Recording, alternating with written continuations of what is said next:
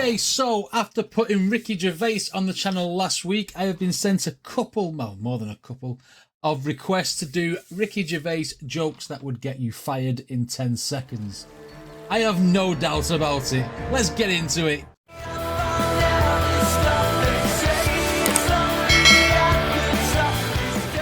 Okay, let's see another side to Ricky Gervais. Why did the little girl fall off the swing? Because she had no arms. Yeah. Oh, straight in. Ruthless. What? Oh, for fuck's sake. Oh, it tickled me. You shouldn't laugh at things like that, but it just tickled me. Is there a better quality of this? Oh, 720 is the maximum. Wow. Wow, straight in with the ruthlessness. Oh my God. Little girl fall off the swing. Because she had no arms. Yeah, right? I'll leave you with one final story, right? It's another true story. If I say they're true, by the way, they are. I promise, they're all true. Okay. And this is probably my favourite school story ever. It was 1976 again, so I was about 14. And we had a kid in our class called Gary Masterman. Okay. And Gary developed Tourette syndrome, like every sentence of the swear word. And he had a tic, because we learned all about it in assembly. Gary was up there, all the teachers knew him, all the kids knew him. He was a popular lad, right? And yeah, nice guy, Gary Masterman. But sometimes his tics seemed relevant. And I'll never forget, we were having this lesson with a young female teacher called Miss Wilkie. She was at the blackboard, and she was doing those calling out suggestions. I can't remember what it was about, but she'd go, Simon, what do you think? Yeah, that's good. Yes, that works, yeah. Brian, what do you... Yeah, good, yeah. And she went, Gary. He went, I'll finger you, miss. And she just went, anyone else? And she pointed to Sean Dixon, and Sean went, yeah, I'll finger you. Try and Oh, that is the type of thing that I would do. I would jump on that bandwagon as well. Oh my God, you can totally tell that Ricky Gervais is British.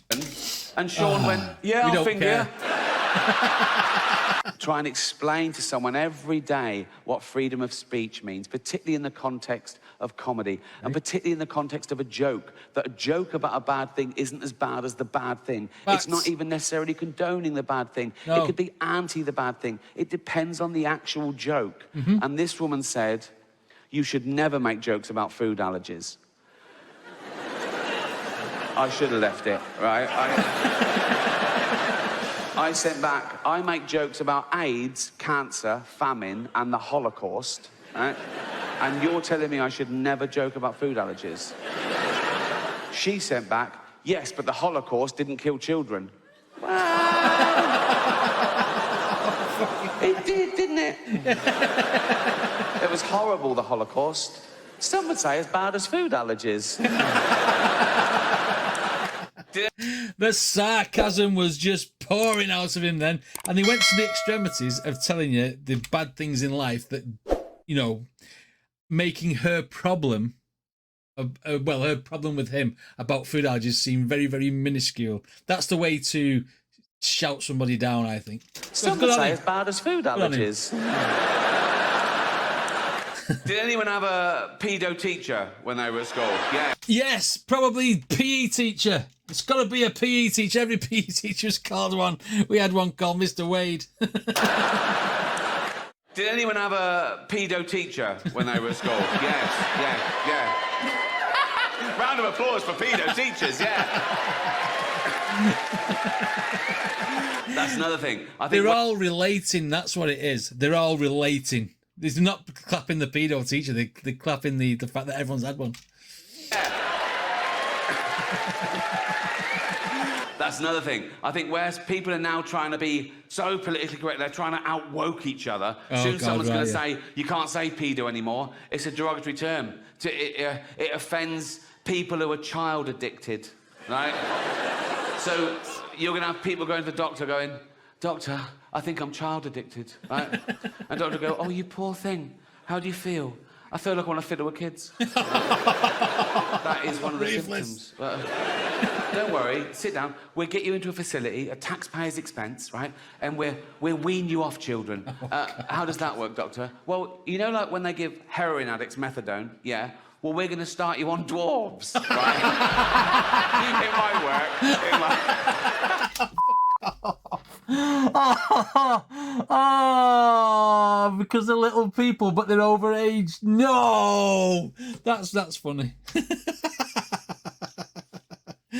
Oh man. You want dwarves, right? It might work. It might. Oh, my legend. My mum, she was the salt of the earth, but she just said what she wanted, right? Okay. And she'd do anything for you, but she reserved the right to moan about it. So, growing up, right, our next door neighbour, Mrs. Dawson, she was about 25 years older than my mum. So when my mum was 60, this old lady was already like 85, 86, and my mum was the last living witness to her existence. She lives alone, and my mum did everything for her. Right? She went shopping for her, she did the housework, she went round, made her lunch, and sat with her for a while. She went back, made her tea, and this went on and on. I remember calling home once. My mum was like 70, and I went, oh, I called earlier, you were out. And my mum went, yeah, I was in Dawson's. And I went, oh, how is she? And my mum went, oh, she just won't die, Rick. She wants a break in life. Oh. He just won't die, Rick. Funny situation. I was on a plane last year, okay, going from New York to LA, okay, and me and my girlfriend were one side of the plane, there was the aisle, and the other side, there were these two huge fat women, okay, proper fat. One of them just got on. He's not being politically correct by saying fat, but then again, I don't think Ricky Gervais cares about that. Huge fat women, okay? Proper fat. One of them just got on and went, can I have a belt extension? Yeah, of course you can, you've earned it, right? So... You've earned it. Proper. In fact, I was thinking of calling the pilot out and going, should one of us swap with one of them? Otherwise, we're just going to Canada. Do you know what I mean? Oh. And one of them was even fatter than the other one, okay? And she was there, and she'd got on the plane with one of those takeaway buckets of fast food. Bucket! I mean, there's your first clue. When did that happen? When did fat people just give up? When did they go into a shop and go, oh, fuck it, just treat me like a farmyard animal? Really? Give me it in a bucket. In fact, just strap it to my fucking head, and I'd... A bucket? Really? You want your meal in a bucket? Yes. Right? So, she's there, and she's chowing down, right? And I swear, she turns to her fat friend and says, this is the best fried chicken I've had all day. Well, but when else have you had it in the day? The best fried chicken I've had all day. But one thing that isn't ambiguous, whether it's nature or nurture, is racism, right? Oh, no one's born racist. You've got to learn that shit, okay? And, again, I don't want to divide the room. I'm not a fan of racism. No, hear me out. I don't care whether you're black, white, brown, European, African... You're all going, yeah, that's all right, Rick. Black, white, brown, European, African. What about the fucking Eskimos? Racist, right? They're fucking... There was a big hoo-ha about people calling Eskimos, wasn't there?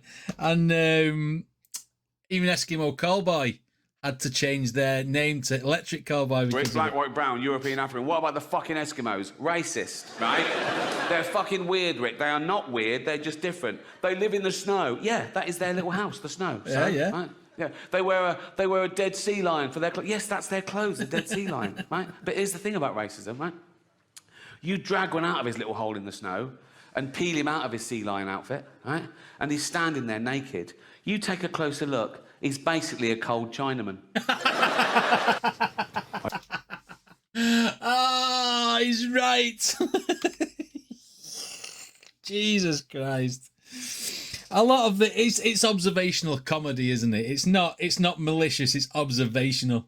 But people do take offence to certain things like this. It could be a trigger word, like he said when he said fat in the last one. Do you know what I mean? People do get offended by that word. I don't get offended by nothing, me. But a lot of people do, you know, so sometimes you do have to watch your tongue. Take a closer look. He's basically a cold Chinaman. I told this joke. Made sure the old people couldn't hear like that. I went, OK. Father, sitting at home, just reading the newspaper. This little girl comes running in. She's only 6. Hello, darling. Hello, Daddy. You've been playing? Yeah. In the park? Yeah. With your friends? Well, until the man came along. Till the man came along? Yeah, a man came along and he asked my friends to leave, so it was just me and him. Darling, come over. Oh, shit. Whatever happened, none of it was your fault, OK, darling? None of it was your fault. But tell Daddy every detail. What happened? He took me behind a tree so no one could see what we were doing. Oh, God, darling, and then what happened? He took my dress off. Oh, God, what happened next? What happened? He took his thing out. Oh, God, darling, and then what happened? Nothing, that was it. Oh, we'll make something up.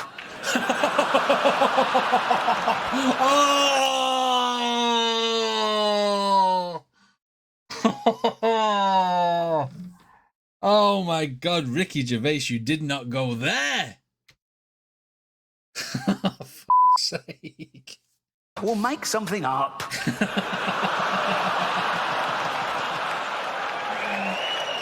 Oh my God. I've been the PE teacher. Been holding your hand for so long now, thinking about, is this haunting me out?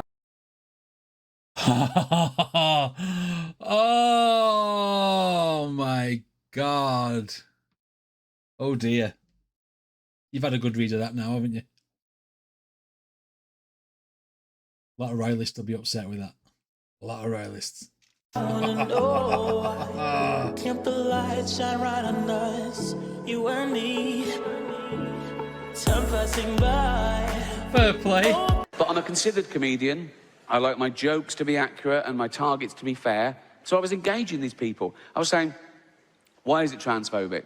And they were saying, it's about a trans person. I said, well, that's ridiculous. That's like saying a joke about Bill Cosby is automatically racist. It depends on the joke. But I was talking to them, I'm willing to learn, and I found out my crime was that I dead named her.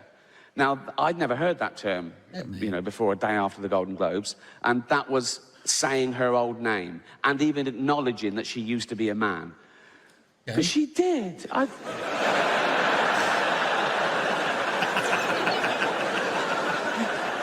saw him on the Olympic Games. It was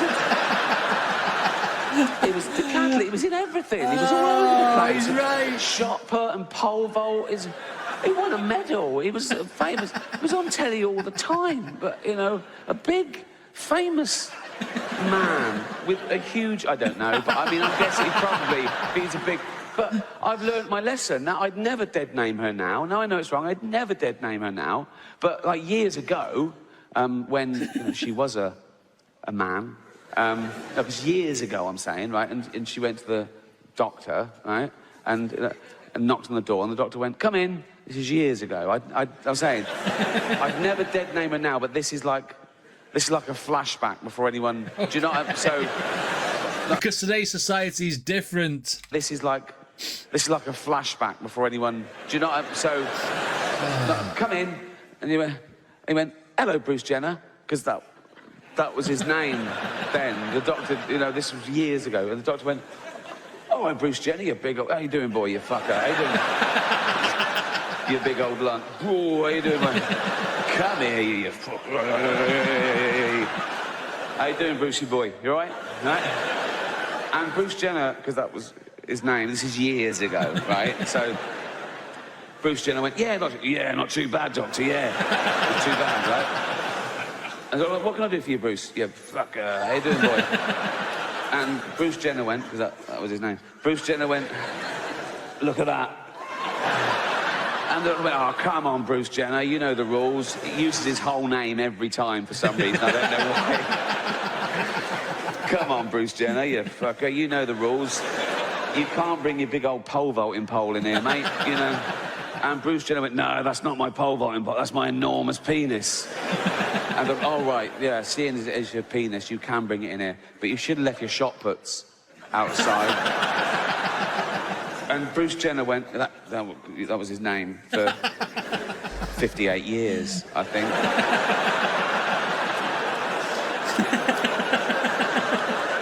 He went, no, they're not my shot puts, they're my enormous testicles. That's where I keep my testosterone and my spunk and shit, right? And the doctor went, oh, yeah, that makes perfect. I am a medical man, and that you're You're a big bloke. Oh, you fucker. How you doing, boy? You're a big... You're big, and you would have a big old cock and balls. They're beautiful, but a bit familiar. No, but you must be very proud of them, Bruce. Bruce should have went, oh, this is going to surprise you, Doctor. I want to get rid of them. And the doctor went, what? Why? Ah, they get in the way. Get in the way of what? Fucking driving, for one thing.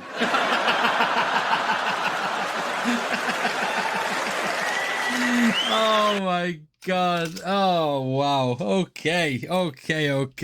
So we dived into a bit more of Ricky Gervais's edgy stand-up comedy, and a lot of it I do agree with. I think a lot of it's observational. I think a lot of what he says is right in the fact that, you know, it's not the joke, it's how it's delivered, or how it's said, or what's meant by it. Just because it's about maybe a bad thing in history doesn't mean it's mocking it. It just, you know, it's just something clever. The Diana one with the seatbelt, that was a bit close to the knuckle, and that, like I said, that would offend a lot of people. But I mean, how many years now? 26 years ago. I mean, when's the time you can start mocking it? I mean, do you know what I mean? There's a time scale on some things, isn't there? It depends on what moment in time he was saying this, etc. and then next.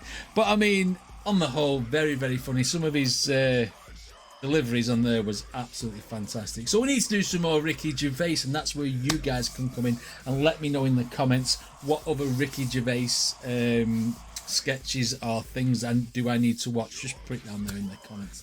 Anyway, if you like my videos, then please hit like and subscribe, and I shall see you all on the next video.